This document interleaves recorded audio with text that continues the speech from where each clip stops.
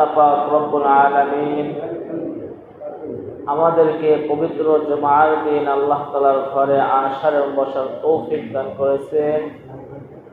এই জন্য আমরা সকল অন্তরস্থল থেকে শুকরিয়া আদায় করি আলহামদুলিল্লাহ।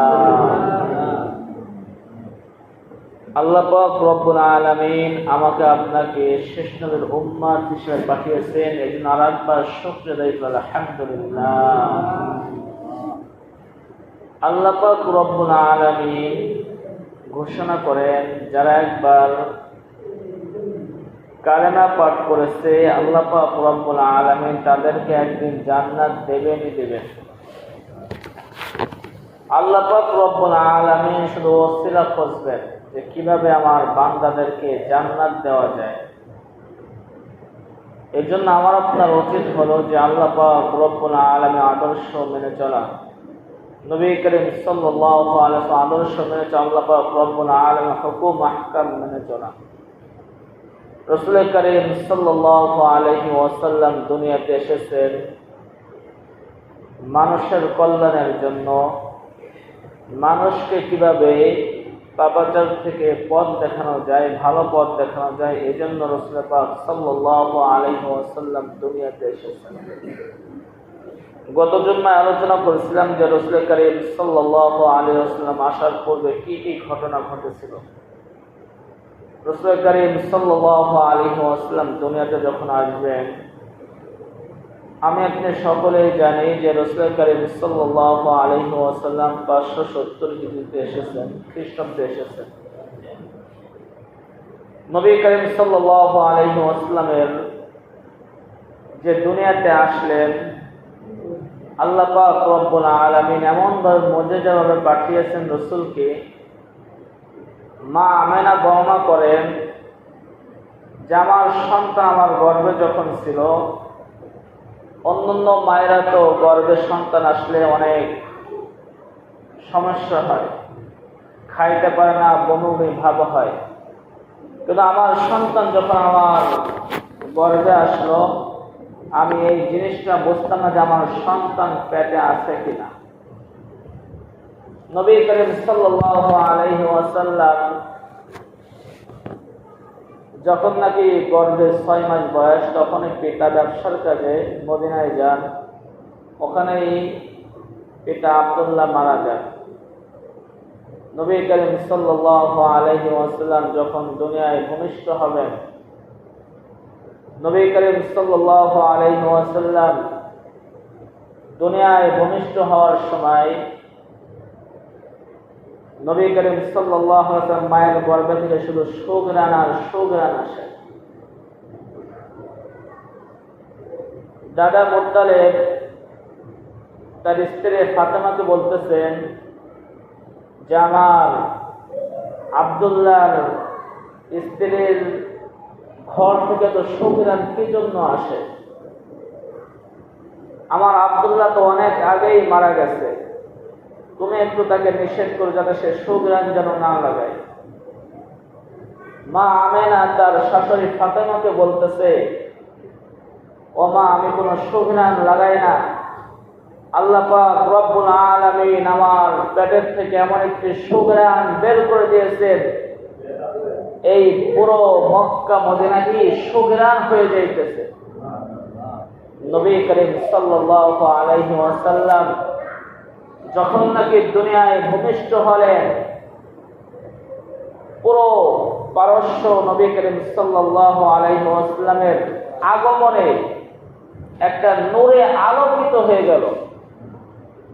নবী করিম সাল্লাল্লাহু আলাইহি ওয়াসাল্লাম এর মুজিজা এমনই ছিল, যেখানে যাইতেন সেখানে শুধু বরকত আল্লাহ পাক রব্বুল আলামিন দিয়ে দিতেন। নবী করিম সাল্লাল্লাহু আলাইহি ওয়াসাল্লাম দুনিয়ায় চলে আসলেন। মক্কা শহরের রীতি অনুযায়ী বাচ্চাদেরকে শহরে রাখতেন না, গ্রামগঞ্জে পাঠিয়ে দিতেন বাচ্চাদেরকে দুধ খাওয়ানোর জন্য। আবার 2 বছর হয়ে গেলে আবার নিজের জায়গায় চলে আসতেন। এদিকে দুধমা হালিমা নবী করিম সাল্লাল্লাহু আলাইহি ওয়াসাল্লামকে পেয়ে অনেক খুশি।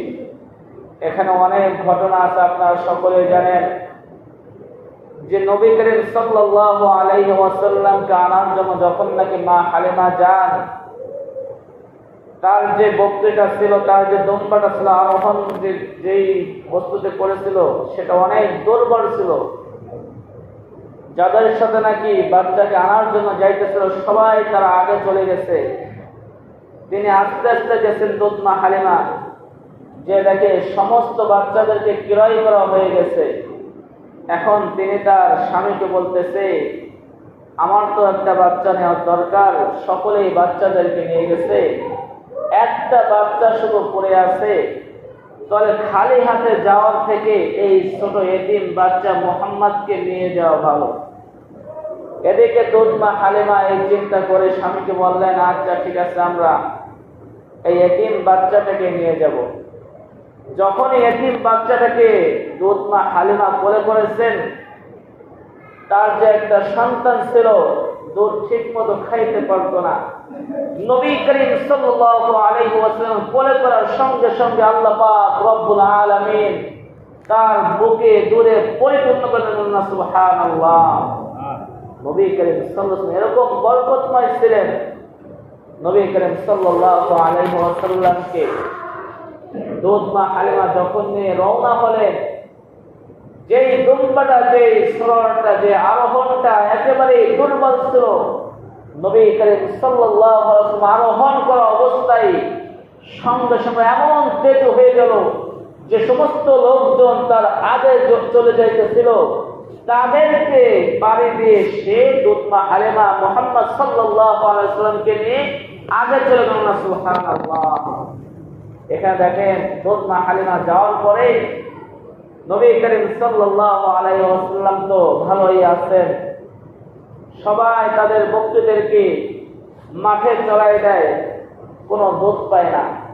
কিন্তু এদিকে দুধমা হালিমার যতগুলো বকরি আছে, যতগুলো দুম্বা আছে, সামান্য একটু খাওয়া দাওয়া করলেই বাড়ি ফিরে আসে। আল্লাহ পাক রব্বুল আলামিন ওই বকরিগুলোর ওলানে এমন ভাবে দুধ দিল যে তারা তো তৃপ্তি সহকারে খাইল, গ্রামের সকলকে খাওয়াইল, তবুও কি কমে না। সুবহানাল্লাহ। মক্কার লোকের এই সমস্ত জিনিস দেখে বলতেছে যে ওই হালিমার বকরিগুলো যেখানে চড়ায়, যেখানে ঘাস পায়, তোমরা সেগুলো সেখানে নিয়ে যাও। সেখানে নিয়ে গেছে, ঠিক আছে, কিন্তু নবী করিম সাল্লাল্লাহু আলাইহি ওয়াসাল্লাম বরকতে যে দুধমা হালিমা যে দুধ পেয়েছেন, অন্য সমস্ত বকরিরা চলেছে সেই সমস্ত দুধ কি পান নাই।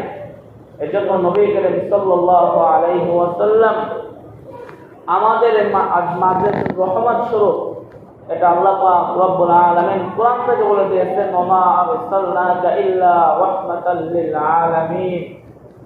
আমি নবী করিম সাল্লাল্লাহু আলাইহি ওয়াসাল্লাম পুরো জগৎবাসীর জন্য রহমত স্বরূপ পাঠিয়েছেন। সুবহানাল্লাহ।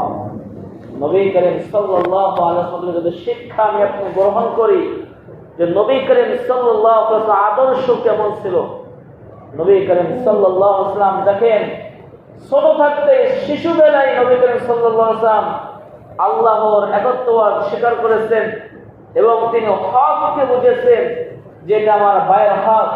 নবী করিম সাল্লাল্লাহু আলাইহি ওয়াসাল্লাম যখন তাকে দুধমা হালিমা দুধ পান করতেন, ডান পাশের দুধটা পান করতেন, যখন বাম পাশের দুধটা দিতেন ওই দুধটা পান করতেন না। কারণ নবী করিম সাল্লাল্লাহু আলাইহি ওয়াসাল্লাম জানেন যে আমার একটি ছোট দুধ ভাই আছে, আমি ডান পাশেরটা খাবো, বাম পাশেরটা আমার দুধ ভাই খাবো না। সুবহানাল্লাহ। এরকম ছোট থাকতেই এরকম নবী করিম সাল্লাল্লাহু আলাইহি ওয়াসাল্লাম ছিলেন। আজ তো আমি আপনি যদি দুইটা ভাই থাকি, তিনটে বোন থাকে, বোনের হককে মেরে দিতেছি, মাথার জ্ঞান থাকা সত্ত্বেও ভাইয়ের হককে মেরে দিতেছি যে নিজেই সম্পূর্ণ খাবো। কিন্তু হাত্তা যুরতুমুল মাকাবির, যে মানুষের যতই ভরুক না কেন, যতই সম্পদ দেখ না কেন, মাটি ছাড়া মানুষের অন্তর কি ধরবে না। এজন্য নবী করিম সাল্লাল্লাহু আলাইহি ওয়াসাল্লাম শিক্ষা গ্রহণ করা দরকার। বাপের সম্পত্তি যতটুকু আছে, আমার ভাই কতটুকু পাবে, আমার বোন কতটুকু পাবে, তার ততটুকু আমি বুঝে দিব। এখান থেকে নবী করিম সাল্লাল্লাহু আলাইহি ওয়াসাল্লাম ছোট থাকতে যদি তাদের শিক্ষা গ্রহণ করি, তাদের আদর্শ যদি গ্রহণ করি, দুনিয়াতেও সফল কাম, পরকালেও সফল কাম গ্রহণ করবো তো ইনশাআল্লাহ। আল্লাহ পাক রব্বুল আলামিন নবীজির আদর্শ গ্রহণ করার তৌফিক দান করুক। যা সুন্নাত অনুসারীরা কবলা জমা সুন্নাত করে দিন।